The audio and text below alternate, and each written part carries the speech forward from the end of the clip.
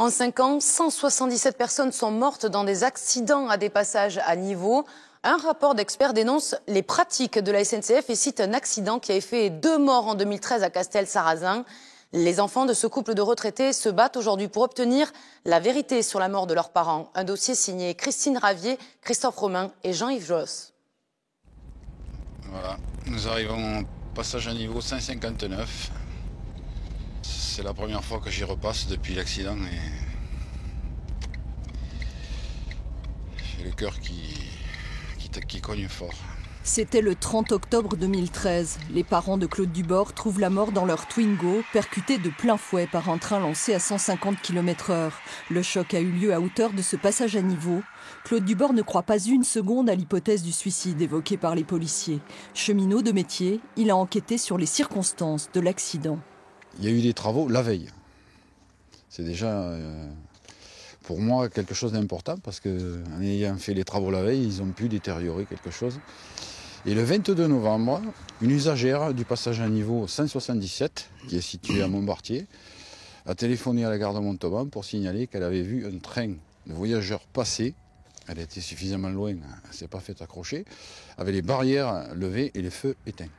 Autre accident évité de justesse à Castel-Sarrazin 8 jours avant. Les feux ne se sont pas déclenchés ni la fermeture des barrières. C'est un agent qui l'active et évite au dernier moment la catastrophe. Les registres de la SNCF en attestent, tout comme un rapport d'experts qui pointe la vétusté des passages à niveau et leur dangerosité. Castel-Sarrazin y est cité au même titre que Millas.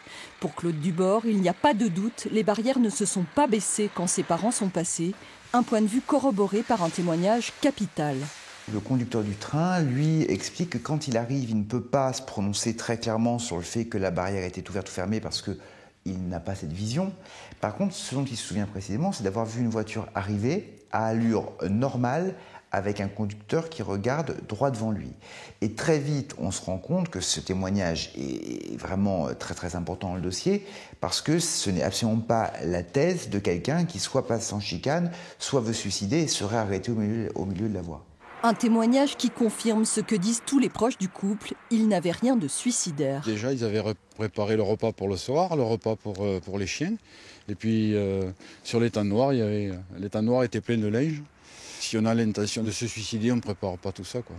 La SNCF dit ne pas vouloir communiquer du fait de l'enquête en cours. Claude Dubord, lui, veut la vérité. Mais malgré l'accablant rapport d'experts versé au dossier, il craint de voir l'affaire classée sans suite. Il a donc décidé de lancer un appel à témoins pour recenser les problèmes sur tous les passages à niveau du secteur.